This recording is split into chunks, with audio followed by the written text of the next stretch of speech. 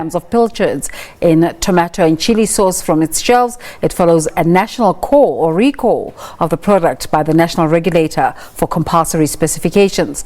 The regulator has ordered all formal wholesalers, retailers and informal traders to remove the product with immediate effect. Let's go live to Pretoria, where the National Regulator for Compulsory Specifications is briefing the media on its investigation that revealed a deficiency in the canning process. These products are still in the possession of the processor because the deficiency was picked up in the warehouse of the processor. The deficiency could not be picked up during the time of production because it is such in nature that it only manifests itself 3, 4, 6 months, 9 months down the line. It is just the can where it was, there was micro incision deformations that got found in the can, which then damaged the lacquer of the can, which then allowed the product to react with a chemical, and then we had picked up the leaking cans because the cans started leaking. With regards to the investigation itself, all products at this stage, we are recalling them. The biggest issue that we are handling currently is the informal market, because all the formal markets has been handled. They are returning the products. We are currently involving the EHPs in terms of the Department of Health to assist us with the informal markets to make sure that we address those issues. With regards to the deadlines around the return of these products, the manufacturer has been working day and night to ensure that all products that were produced in 2019, they are returned to their possession and they are returned to the retailers where a consumer has bought it. And lastly, just to ensure the media with regards to the products themselves. The products from June already, they are already with the manufacturer. From June 2019 to December 2019, they are already with the manufacturer. Currently, we are looking at the products that were produced from February 2019 up until to May 2019. Thank you very much. Thank you. Colleagues will open up for questions. My request is that we take 3 at a go. Please introduce yourself and the media house you are representing. And please try and keep your questions as well to a minimum of 1 or 2 at the most. Okay, we'll take questions if there are any.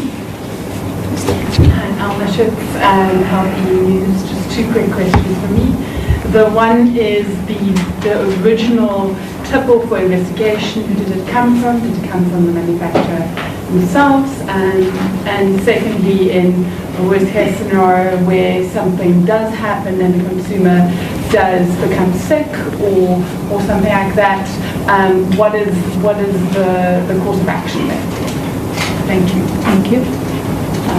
All right, we'll take Leila Martins, SABC Radio News. I would just like to know, is the problem that the cans are leaking, or is there a definite possibility that because of the chemical reaction people can get food poisoning and can get very ill? And then what happens if someone is lax and they don't check their fish cans, and after 6 months or 3 months they see it start leaking, would they still be able to take it back to the retailer? Okay. Frans excuse me, from Progressive Independent News Agency. I think my question is with regard to, you mentioned the challenge that we have currently is with the informal traders. And apart from the public announcements that you are making, what is it that you actually doing to ensure that the message gets to the informal traders? And I think that is where the majority of the consumers are buying from. Okay. We'll take. I'll use you in for the next one. Okay. So, with regards to the first question around the issue of what instigated the investigation, as I have indicated before, The deficiency that has been picked up, it has been picked up 9 months down the line of the production. What instigated the investigation was really to find some leaking cans in the warehouses, not in the trade. In terms of food safety, any leaking can or any can that is rusted, it is the issue. It can compromise the safety of that product, which it can result to compromising the safety of the consumer. Therefore, we are being proactive by this recall to say, listen, because there is possibility that these cans down the line, 2 years, 3 years, they can leak. We rather recall them, and they must not be in the market. That is the big issue that we handle. With regards to is the issue the chemical reaction or is the issue the can inside? As I've indicated, with food safety, any can that can leak, it is deemed as a potential food safety hazard, and therefore may render the affected product unfit for human consumption. Therefore, we don't want to expose our consumer to such possibilities. So the issue is not necessarily about the chemical reaction, because if it's still inside there and it's not exposed outside, that is not a big issue. The big issue is if the cans is leaking. With regards to the consumption of the product, which is the last question, if consumers are advised that they should look at the can itself and make sure that the can that they are consuming, it is still in its original state, so therefore it's not leaking, there are no signs of leakage around the can, and the can has not yet been compromised. That can should still be safe for consumption, because the issue, it is not the product inside, it's more the container that is compromised, which could compromise the product.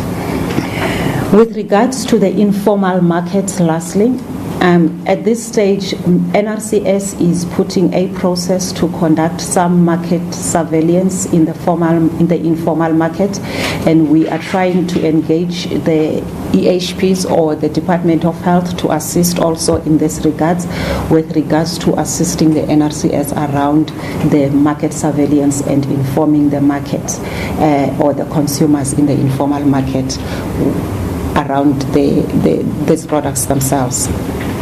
Thank you very much. Okay, next round of questions. We'll start with you. I would I think just essentially when this all started, it was a number of wholesalers that were told to remove the cans. Now with all of them, can we just get an idea essentially on how large this productivity is that is now being told to get off the shelves, both formally and informally? And also just, when essentially did they know? I know you mentioned that it was 9 months down the line, but do you know exactly just around when they realized that these cans, are faulty or are leaking? Thank you. I'll take the two gentlemen first. Just maybe from a practical view, can we expect maybe officials to be deployed and go into these informal so-called puzzle shops to actually investigate and see? Because, for example, I walk in the morning to a shop and I still see these cans being sold to customers.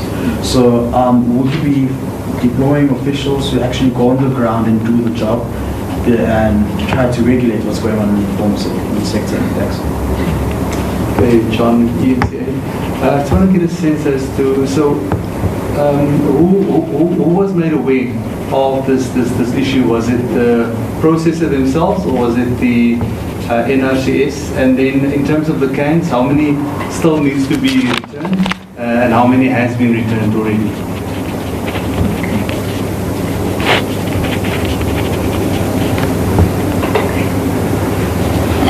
So let me just clarify in terms of the cans themselves.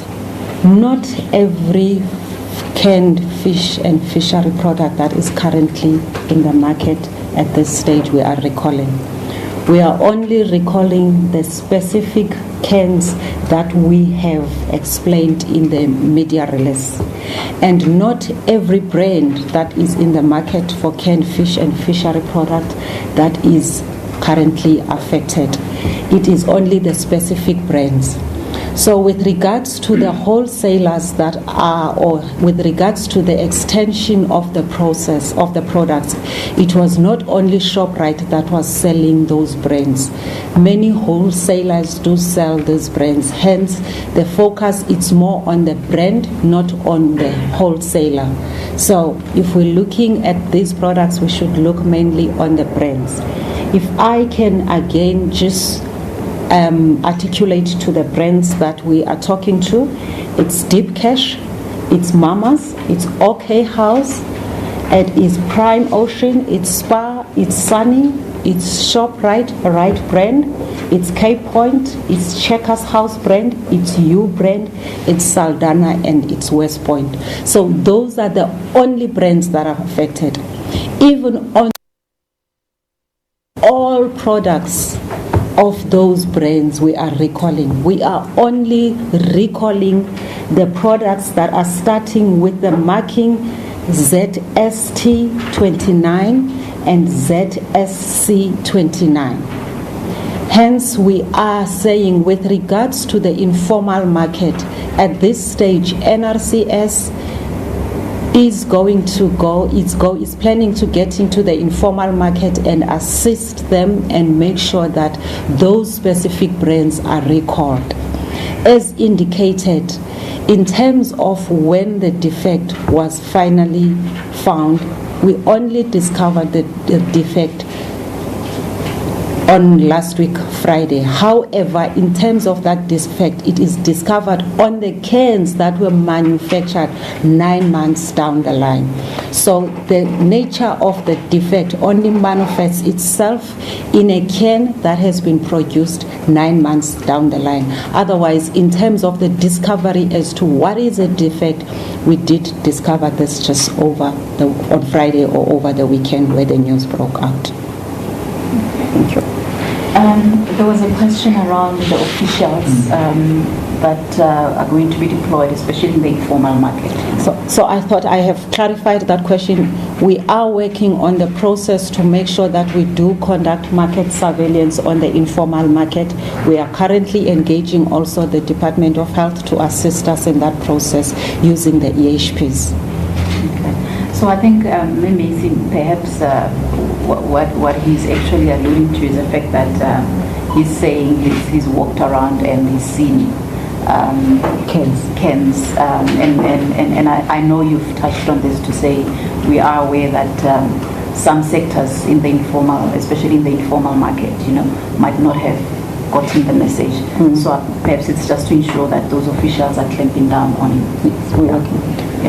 So I just want to get a sense, how many cans still has to be returned? And how many has been returned? So most of the cans that were produced from June last year, or almost 90% of those cans that were produced from June last year to December last year, those cans has not been dispatched already to the retailers. The cans that were mainly dispatched is cans that were produced from January to May, and these are the cans that are currently sitting at the retailers' warehouses, and that's what we're recalling. However, we're trying to discover, in terms of what was produced the whole year, we do have 5 to 10% of cans that could be in the formal and informal market that are still there, and those are the ones that we are currently recalling, and we need to finalize that recall by the end of this week. Maybe just a last question for me. From here onwards, are you going to be broadening the scope? Because since all this has happened, could happen again in future, what measurements are going to be done to prevent this from happening again, and raising such public awareness? Mr. Adding on to his question, are you going to be checking other products, aside from the ones that are being recorded, the other cans or the other Pilchards that are out there, just to make sure that this incident doesn't happen to the future? Frank, do you have any questions on that? Yeah, I've got a question from the live stream, which is saying, is there any any indication from the manufacturer on what led to the defect in the cans? Is there something wrong with the canning equipment? Okay. Is the exact, like an exact number, like if the 90%, 10%, you have an exact number of how many cans that were dispatched that have been recalled, so just sort of quantify the type? Okay, all right. I'll take the last one from you and then the others will reserve for the next one, please. I'm just checking back on my question earlier. If somebody does get sick, are there any processes in place by the NRCS or by somebody else to hold the manufacturer accountable or just to deal with that situation? So with regards to the controls that has been put in place with this specific deficiency, the deficiency or the nature of the deficiency, it is not necessarily during the can production, it is specific to the can filling process. So which then means that during the filling process, the cans were damaged, and because they were damaged, then that has created some microscopic incisions that we could not pick up at the time of filling. So we have now put controls in place, including the manufacturer has been requested to make sure that in terms of HACCP control, the filling step, it is one of the processes that needs to be reviewed and needs to be double-checked with regards to the controls that are in place for their procedures to ensure that this is prevented going forward. With regards to the number of how much exactly it is there, as indicated, this is big production because it's a whole year's production. We do have some numbers that we are trying to verify. Before we could put those numbers out there, we need to make sure that the numbers are clearly verified. So at this stage, as a regulator, we are busy verifying those products. If a consumer happened to consume the product, at this stage, the product that are produced, remember the product is safe by its nature, but the biggest problem is because if the container is compromised, then it could make the product not to be safe. That's where the biggest issue is.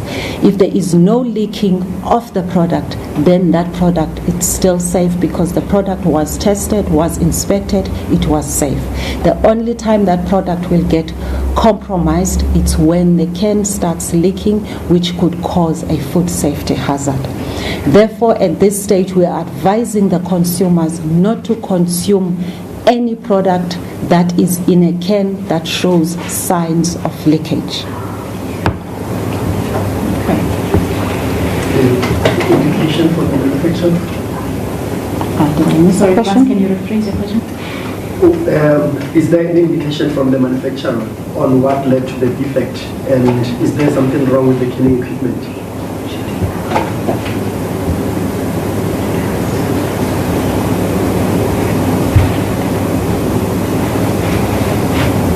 So I will try again to quickly just explain what led to the defect.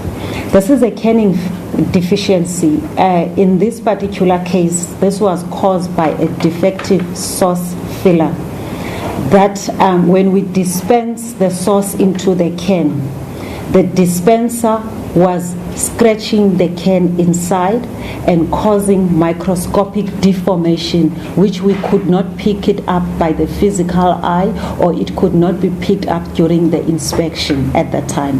However, as time goes on, that incision, because the lacquer of the can has been damaged, that incision then grows and grows, and that gets a reaction between the food inside the can and the metal causes the metal to break and leak.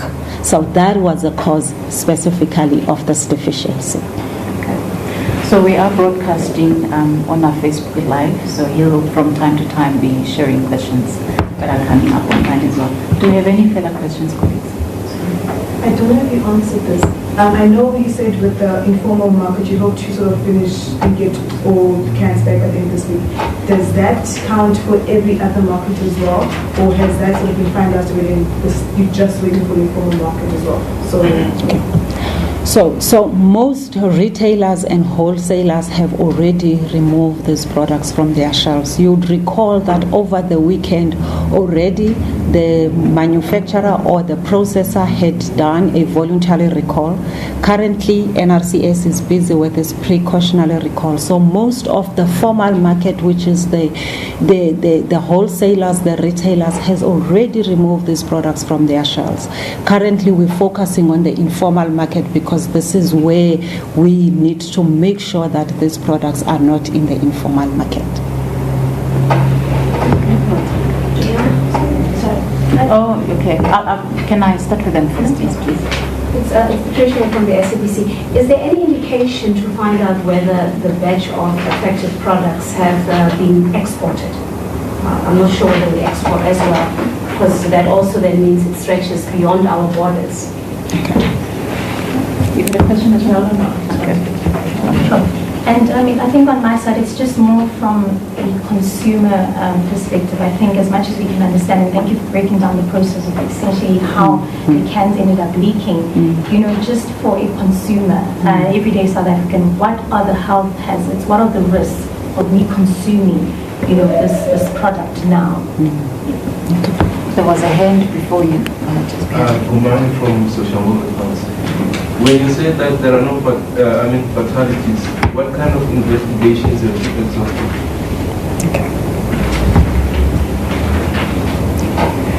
So let me start. The last one. Okay. Maybe just because this, you know, I think people's lives are at risk as well. Just in terms of accountability measures, could we be seeing maybe licenses being revoked? I mean, these are precautionary steps that have to be evaluated before these products can reach the shelves and before consumers can buy them. Thanks. So in terms of the export, yes, some of the retailers has exported the product to some of the SADC countries, as we know that some of our retailers are in the SADC market. So currently already the retailers has contacted their retailers in the SADC market, including the manufacturer and including the retailer, including the regulator, to make sure that those products are removed from the shelf and are kept in the possession or in the warehouse possessions in the various countries. So that process has already unfolded and we've already removed those products over the weekend. With regards to the consumer, the risk that is it to the consumer, it's mainly food poisoning. Now, food poisoning differ in degrees. It could result into fatality. It could just result into non-fatality. At this stage, food poisoning from the can could happen, and that's what will affect the consumer, or that is a risk that we are having currently to the consumer. Hence, we are recalling the products because we do not want to expose our consumer to such possibilities. Then, with regards to the fatalities, as I've indicated, there is no fatalities that has been reported at this stage on consuming any canned fish product that we are currently aware of as a regulator.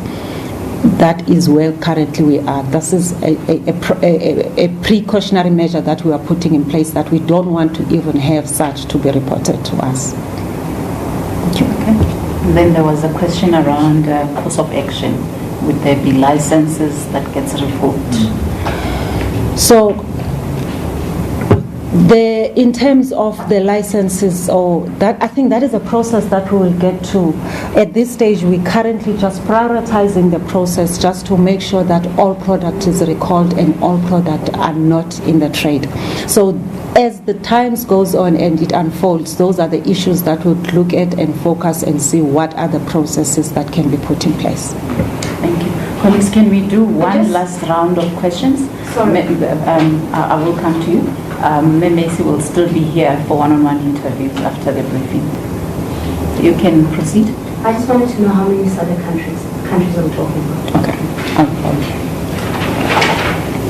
Any last questions? So in terms of how many countries at this stage, we've got 4 SADC countries, which is Namibia, Lesotho, Swaziland and Mozambique. And most of the product that has been removed already from the warehouses of it's Namibia. Namibia is the one that's got most of the products currently. We do have some products that were exported already to Nigeria, and we are looking at those products. So in terms of SADC, it's 4 countries and Nigeria. Okay. Thank you, Ms. Macy, for your time. I think this has been quite educational. Frank, we don't have any more questions on my end before we wrap up. Miriam is just here, so if there's anyone that would like to pursue one-on-one interviews, please speak to her, and I think she has shared some media statements as well. All right, let's come out of this to go back to the Gauteng and Soweto residents that are up in arms calling for a stoppage to load shedding and the electricity cut-offs. They are hoping to influence conversation in budget tomorrow.